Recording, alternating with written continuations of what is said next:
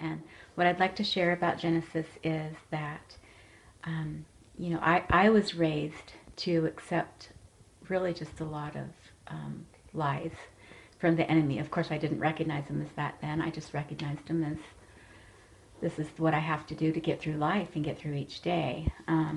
But they were really, really negative thinking, and they were really lies from hell. Things like, I'm not good enough to really do anything well, and that I didn't have a voice and I shouldn't speak up and speak my truth. And in fact, um, in my later adulthood, I had gone so far into believing the lies of the enemy that I really believed that I didn't even deserve anything better than a terribly depressing, abusive um, marriage and relationship, and even father for my children.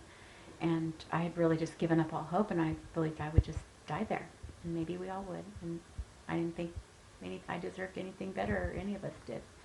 Um, and so I really know that God brought me here to this church, and I feel now that part of that was for the Genesis process, because through the process, I was able to identify my faulty beliefs and really identify them as lies from hell, which, I mean, I didn't have the tools to do that before. And one of the things that I had learned was to identify my faulty thinking, that it was like, where do I go from there? I'd participated in another program, and God did amazing healing through that program, but it's like, what's the next step? Well, okay, now what? And Genesis process gave me the now what. And the now what was the challenges that we set up for ourselves every week.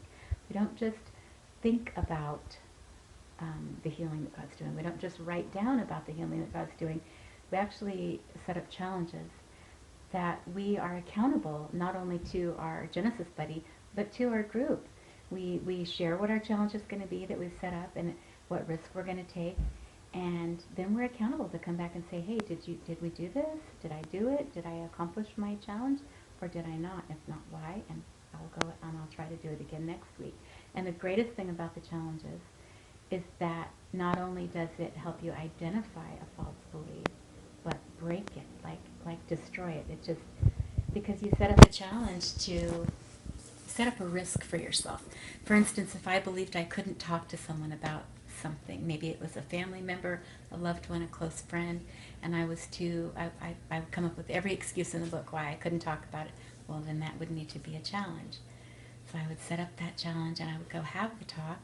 I'd pray about it first. I'd maybe pray about it with my Genesis buddy.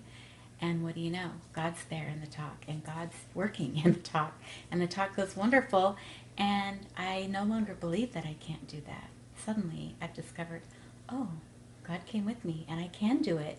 And it was healing, and it was wonderful. So that destroys an old belief and gives me a new belief that I can pick that belief up and go, oh, it's not that I can't do this. That looks like a big scary, oh, I can't do it. But I can. And that's life-changing. That's life-changing. When you can not only identify false beliefs, but God wipes them out, gives you His truth, and then takes your hand and you go on.